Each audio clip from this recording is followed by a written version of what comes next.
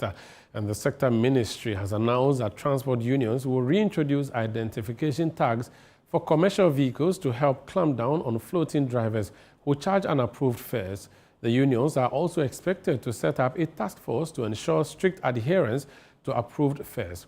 Transport Minister Joseph Nikwe Bukari made this known while speaking to journalists after a meeting with transport unions, where measures were discussed to ease public transport challenges during peak hours.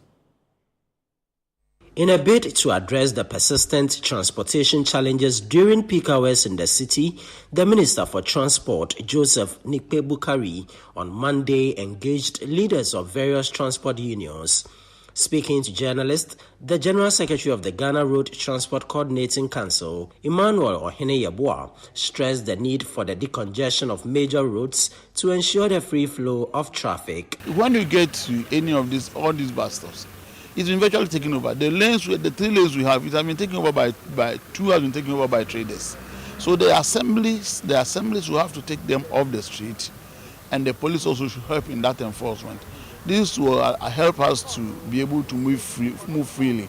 Because until they do that, we will always be slow in coming. And the evenings, naturally, the peak periods, naturally the passenger demand goes high.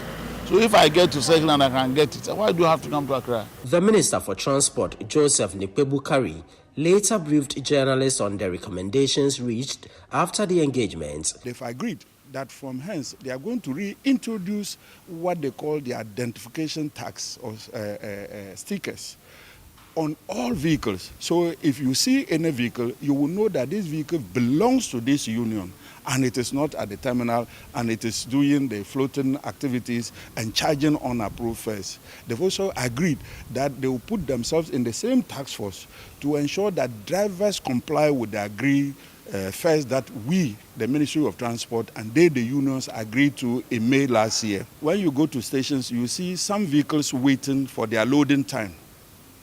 They will now ensure that they will correspond with their task force on the field, so that if there's need for deployment of vehicles at this particular part of the country or the city, they will quickly deploy those who are already waiting for their turn to load. And again, they have assured us that there are some Tata buses that they are going to make available to ensure that they will also come in to help move our commuters from work to home or from home to work. The government has assured of a major retool of the transport sector to deal with challenges with public transportation in the capital.